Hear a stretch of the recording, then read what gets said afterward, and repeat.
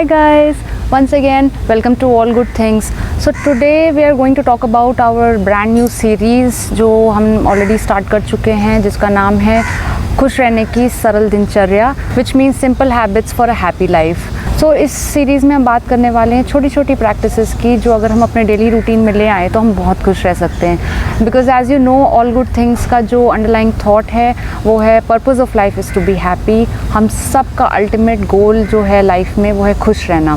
So first video में हमने देखा कि सुबह उठ के अगर कुछ सेकेंड्स हम पहले सूर्य को नमस्कार करते हैं तो हम अपना दिन एक बहुत ही ज़्यादा पॉजिटिव एनर्जी के साथ स्टार्ट करते हैं.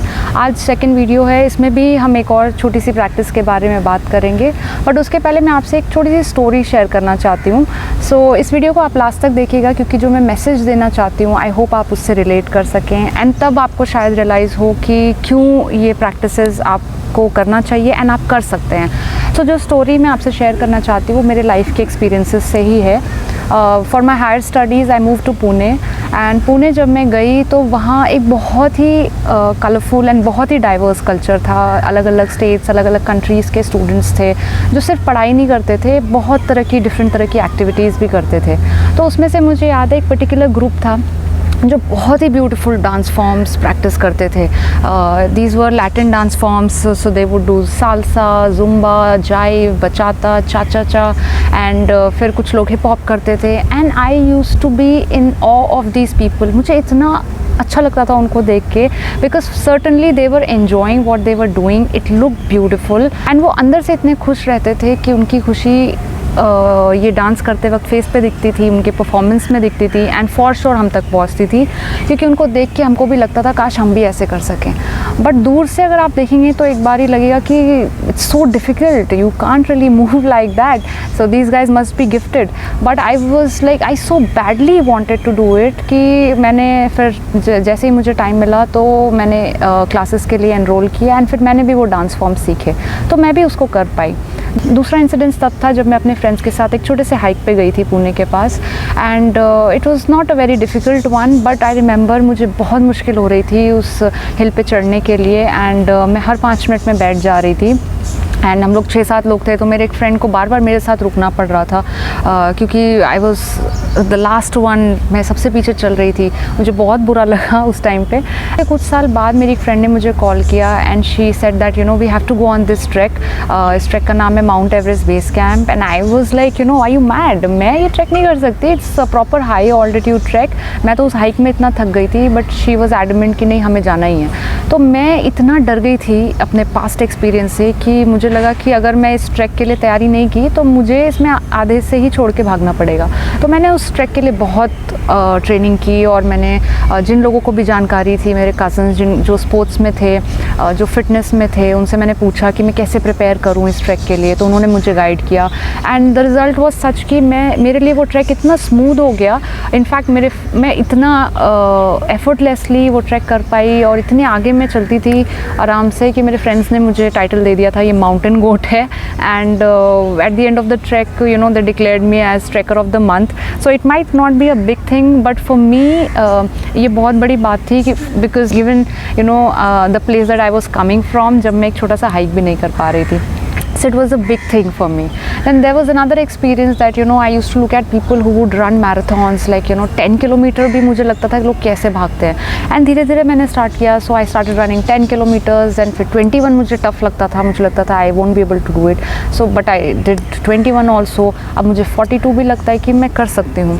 इसी तरह योगा भी मुझे लगता था, मैं थोड़ा बहुत योगा ऑलरेडी करती थी, बट मैं देखती थी लोग इतने एफर्टलेसली बैक बेंड करते हैं, and I absolutely admire people who can do you know headstands and handstands and backflips. And I remember I was in this society, this very place, I saw a group of people, you know they used to practice yoga.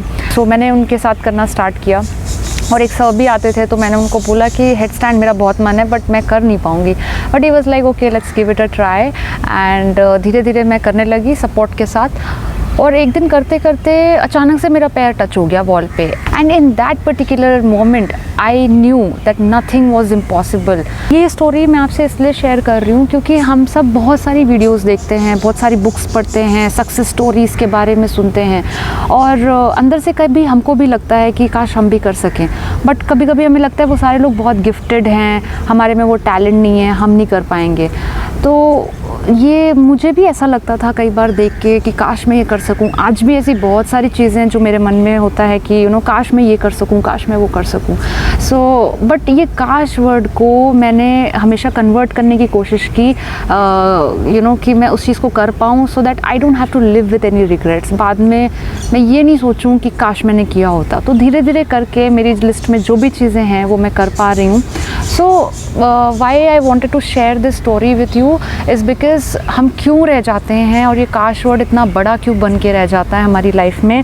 वो इसलिए क्योंकि एक तो हम lazy हो जाते हैं, सबसे पहले आलस कर देते हैं, और फिर दूसरी चीज़ हम करते हैं, हमारे में डिस्ट्रैक्शंस आ जाते हैं, हम करने बैठते हैं बट देन अगेन फ़ोन कुछ ना कुछ हमें डिस्ट्रैक्ट कर देता है। थर्ड, हम डर जाते हैं कि हम फेल हो जाएंगे, हम हार जाएंगे, या फिर लोग क्या बोलेंगे, और इन्हीं सब की वजह से हम हिम्मत नहीं कर पाते हैं कुछ नया ट्राई करने के लिए। तो अपनी लाइफ में जो कुछ भी मैं करना चाहती थी उसके बीच में मैंने आलस, डिस्ट्रैक्शन, फियर ये सब को नहीं आने दिया। In fact if I have to tell you कि मुझे वर्कआउट करना या योगा या ये सारी चीज़ें जो मैंने आपको बताई करना इतना पसंद है, and I usually like to workout in the mornings. आज भी मैं जल्दी उठती हूँ बट मैं 2 अलार्म के बिना नहीं उठ पाती हूँ, और या but it's just that I so badly want to do this the yoga और द वर्कआउट्स या फिर रनिंग।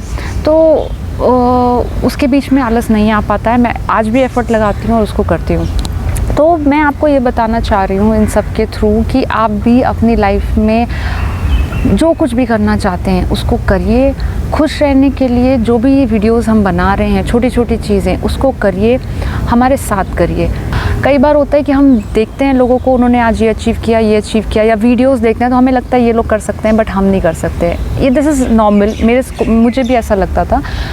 बट मैंने ये रियलाइज़ किया कि जब आपको एक कंपनी मिल जाती है, ग्रुप में मिल जाता है कि वो लोग भी वो सारी चीज़ें कर रहे हैं और आप साथ साथ कर रहे होते हैं, तो आप काफ़ी आगे निकल जाते हैं, पीछे नहीं रह जाते हैं। तो क्यों ना इस वीडियो के थ्रू आप भी मेरे साथ साथ ये सारी चीज़ें प्रैक्टिस करिए, आप भी करिए, मैं भी करूं, क्योंकि ऐसा नहीं है कि मैंने भी हर चीज़ लाइफ में जो मुझे करनी थी कर ली है, अभी बहुत कुछ करना बाकी है। तो चलिए बात करते हैं वो दूसरी चीज़ क्या है जो हमें प्रैक्टिस करनी चाहिए। इसका नाम है ग्रैटिट्यूड, जिसका मतलब है कृतज्ञता, किसी को धन्यवाद देना, आभार व्यक्त करना, किसी ने आपको हेल्प किया है या फिर आपकी लाइफ में जो भी चीज़ें आपको मिली हैं। फॉर एग्ज़ाम्पल मैं बहुत ज़्यादा थैंकफुल फील करती हूँ हमेशा। नेचर ने हमें जो कुछ भी दिया है, जैसे मैं आज इस जगह पे बैठी हूँ, यहाँ मैं सराउंडेड हूँ, बहुत सारे पेड़ लगे हुए हैं, जिन लोगों ने इसको मेंटेन किया है, जिन लोगों ने ये पेड़ पौधे लगाए हैं, जो माउंटेन्स हमें मिले हैं, हवा, पानी, फिर हमें हमारी फैमिली, हमारे पेरेंट्स, हमारे कॉलीग्स, हमारे फ्रेंड्स, खाना, हवा, पानी, वेकेशंस, गाड़ी, घर, इतनी सारी चीज़ें हमें मिली हैं जिसके लिए मैं हमेशा थैंकफुल फील करती हूँ। तो ये चीज़ हम प्रैक्टिस नहीं कर पाते हैं क्योंकि ज़्यादातर हम, इंसान का जो नेचर होता है वो ये रहता है कि हम उन चीज़ों पे फोकस करते हैं जो हमें नहीं मिली हैं, जबकि हमें फोकस करना चाहिए उन चीज़ों पे जो हमें ऑलरेडी मिली हुई हैं। क्योंकि जितना ज़्यादा आप उन चीज़ों के बारे में बात करेंगे, थैंक यू बोलेंगे जो आपकी लाइफ में हैं, वही सिग्नल यूनिवर्स में जाता है और आपको वो चीज़ें पलट के उतनी ही ज़्यादा मिलती हैं। लेकिन जब हम नेगेटिविटी या खालीपन के बारे में बात करते हैं कि क्या मिसिंग है हमारी लाइफ में, जब हम इनके बारे में ज़्यादा बात करते हैं तो यही सिग्नल यूनिवर्स में जाता है और वापस से हमें हमेशा हमारी लाइफ में कमियाँ ही लगती हैं। तो बहुत तरीके हैं ग्रैटिट्यूड को प्रैक्टिस करने के लिए। There are books like the magic, the secret, बहुत फेमस बुक्स हैं।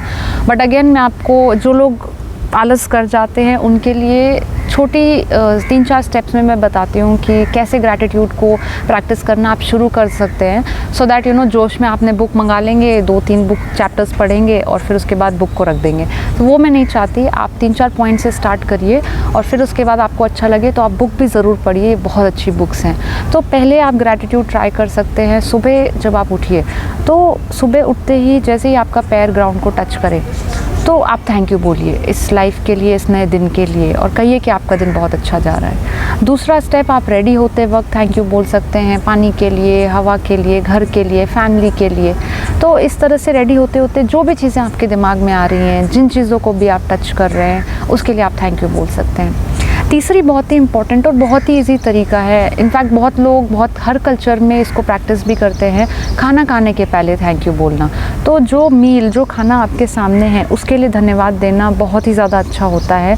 आप अपने मील्स में एक पॉजिटिव एनर्जी डाल रहे हैं। जो खाना आपके सामने रखा गया है उसके लिए धन्यवाद दीजिए, जिसने उसको बनाया है, जिन फार्मर्स ने ये सारी सब्जियां उगाई हैं, उन सारे लोगों को आप धन्यवाद दे सकते हैं। फिर चौथी चीज़ है कि दिन भर में बहुत सारे लोग हैं जो आपका काम आसान करते हैं, जैसे कि आपके घर के बाहर का वॉचमैन, आपका ड्राइवर, फिर सब्ज़ी वाला, जो आपके घर में हेल्पर हैं, मेड हैं, सर्वेंट्स हैं, उन सब लोगों को आप धन्यवाद दे सकते हैं। अपने परिवार वालों को धन्यवाद दे सकते हैं, अपने फ्रेंड्स को धन्यवाद दे सकते हैं। अगर आप इन लोगों को वर्बली धन्यवाद नहीं दे पा रहे हैं तो आप मन में इनको धन्यवाद दे सकते हैं, और आप देखिएगा आपको कितनी अच्छी फीलिंग आएगी। उसके बाद लास्ट में जो स्टेप है, जो बहुत ज़्यादा इम्पॉर्टेंट है, रात को सोने से पहले आप एक अपना ग्रैटिट्यूड जर्नल मेंटेन करिए, एंड जो भी चीज़ें दिन भर में आपको लगी कि आज ये चीज़ें अच्छी हुई हैं, उनके बारे में आप सोचिए और उसके बारे में लिखिए और धन्यवाद दीजिए।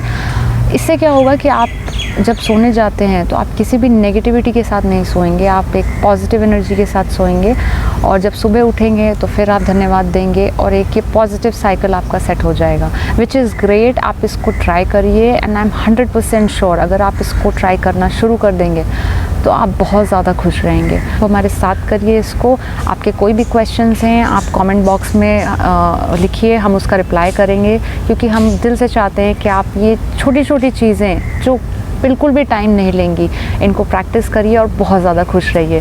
So do try this, and if you like this video make sure that you like, share and subscribe. अपनी फैमिली मेम्बर्स को इनकरेज करिए।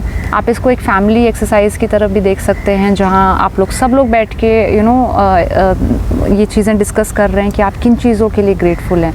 तो आपको बहुत मज़ा आएगा। मैंने खुद ही अपनी फैमिली के साथ ट्राई किया है। एवरी डे हम एक चैप्टर पढ़ा करते थे, and let's do it together. If you like the videos make sure that you like, share and subscribe, and wait for the next video, जिसमें हम बात करेंगे कि अगली वो कौन सी चीज़ होगी जिसको हमें अपनी डेली रूटीन में ले आना चाहिए। So see you guys, and till then don't forget, keep loving the environment.